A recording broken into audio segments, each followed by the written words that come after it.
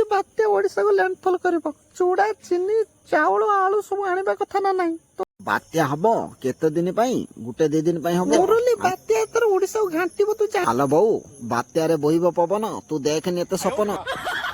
ବର୍ଷାରେ ବାତ୍ୟା ସାଙ୍ଗକୁ ପବନ, ଏଇ ବାତ୍ୟା କଥା ଶୁଣି ମୋ ମନ ଭାରି ଉଚ୍ଛନ୍ନ। ହୟ ମୁରଲି ବୋଉ, ବାତ୍ୟାରେ ସିନା ଲୋକ ଚାଉଳ ଚିନି ସବୁ କିଣି ସାରିଲେଣି, ହେଲେ ଆମ ଘରେ କିଛି ନାହିଁ।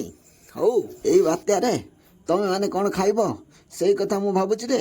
ବାପା ତମେ ଜାଣିନା, ସୌଦାବାଲା ଏ ବାତ୍ୟା କଥା ଶୁଣି ସବୁର ରେଟ୍ ବଢେଇ ଦେଇଛନ୍ତି। ଆଳୁ ପିଆଜ ଲଙ୍କା ରସୁଣ କାହା କଥାକୁ ନ ଶୁଣ। ଆରେ ହେ ତୁ କଣ ଭାବୁଛୁ ସବୁର ରେଟ୍ ବଢି ଯାଇଛି ବୋଲି ଆମେ କଣ କିଛି ଖାଇବା ନାହିଁ?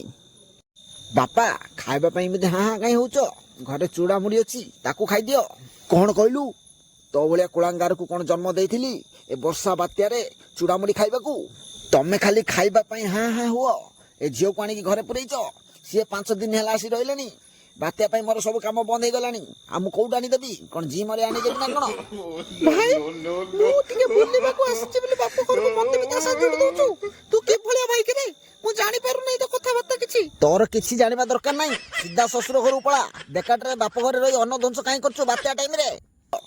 ଏକରେ ତ ଝିଅକୁ ଆଣିକି ଘରେ ରଖିଛ, ସେଇଥିରେ କହୁଛ ବାତ୍ୟାରେ ମୁଢି ଚୁଡା ଖାଇବ। ଘରକୁ ମୁଁ ଏକୁଟିଆ ଖଟିବାକୁ, ବୁଝିଲେ ବୋଉ? ସେଇଥିରେ ପୁଣି ଝିଅ ସହକ ଯାଉନି ବାପାର। ଥାଉ ସେ ବାଳ ଡାଇଲଗ ଏଠି କହନି।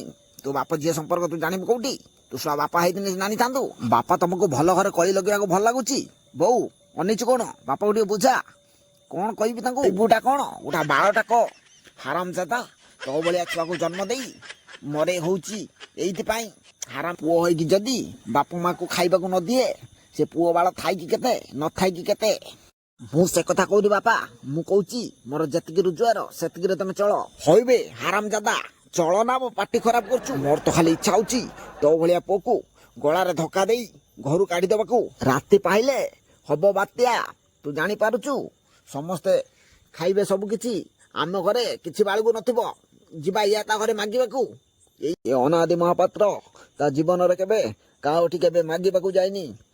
ସେଇ ଲୋକମାନେ ତୋରି ପାଇଁ କହିବେ ଅନାଦି ମହାପାତ୍ର ଆସିଛି ଆମ ଘରକୁ ତରକାରୀ ମାଗିବାକୁ।